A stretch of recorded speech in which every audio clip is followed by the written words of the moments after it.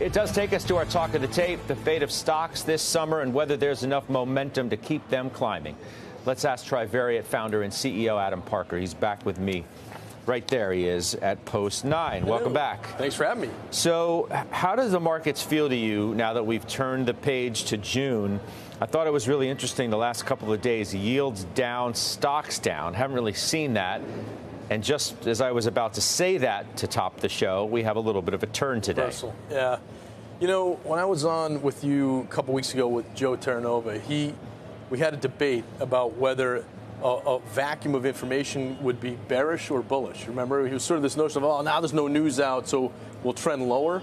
I don't know. I kind of feel like now we've got, some economic data coming this Friday and a couple next Wednesday with CPI and with the Fed, and I think the risk was skewed to the positive, actually. I don't really make the short-term calls, as you know, but to me, I think people think fundamentals are hanging in okay. The company guidance has been pretty decent.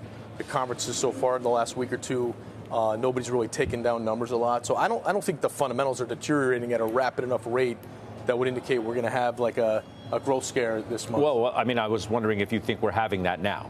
If this is some kind of growth scare, and that's why as yields have fallen, stocks are falling too.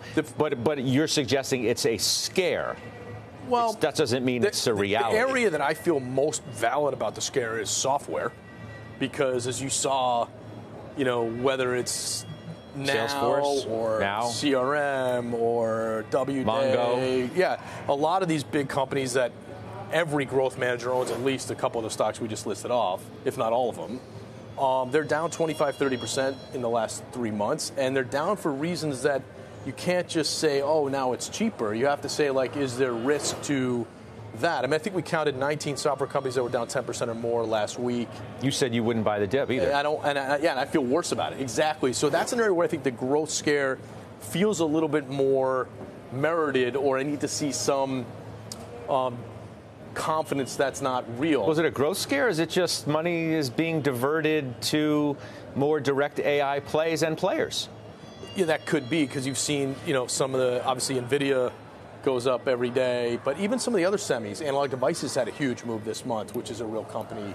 So I think some people are just worried about how software is changing, how time to market's different, how old code gets obsolete, how AI can maybe help there. And so a lot of these small and mid-cap software and some of the big ones, their growth rate is a little bit under threat. So that's an area where I'd say the growth scare, I'm a little scared, right? Whereas other areas, kind of more macro consumer, I'm not as worried that we're about to hit like some sort of consumer cliff. Do you feel like we're like primed for another April-ish thing or not? As we get closer to perceived cuts, is there a reason to think that we should be more negative?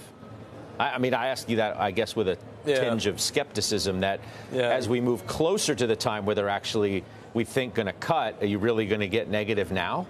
What I'm worried about, the way I'm recommending positioning, is that the historical Fed playbook says you own industrials, you own discretionary, that typically works first when they get accommodative.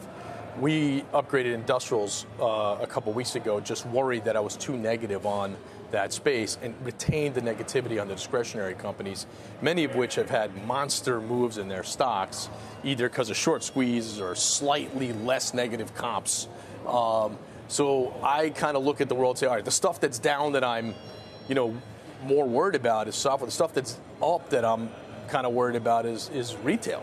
So there's kind of both sides. I can see things to be worried about, negative on both sides. So you're making a story that says, well, then just stay with the mega cap techs.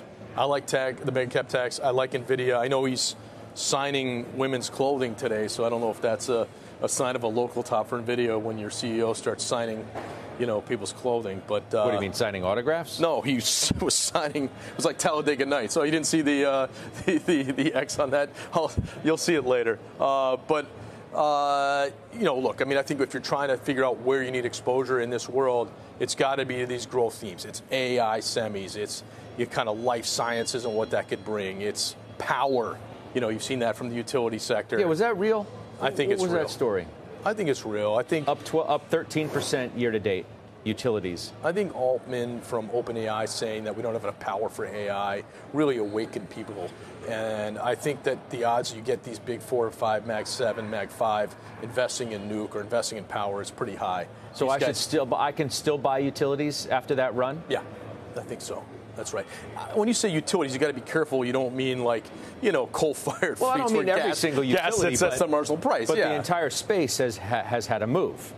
That's because were GDP kind of managed growth businesses for the previous 40 years, and now a lot of them are growth stocks, and they're going to power, kind of AI airports all around the world with 70-pound NVIDIA chips like candy all over the floor. So it's a different world, and I think, there's no growth investors in that space. It's 0% of the small cap growth universe is utilities. What would you always come with names. You're not afraid to talk names either. Sure. Have you updated any kind of short ideas in the market that you want to talk about that you think we should lean out?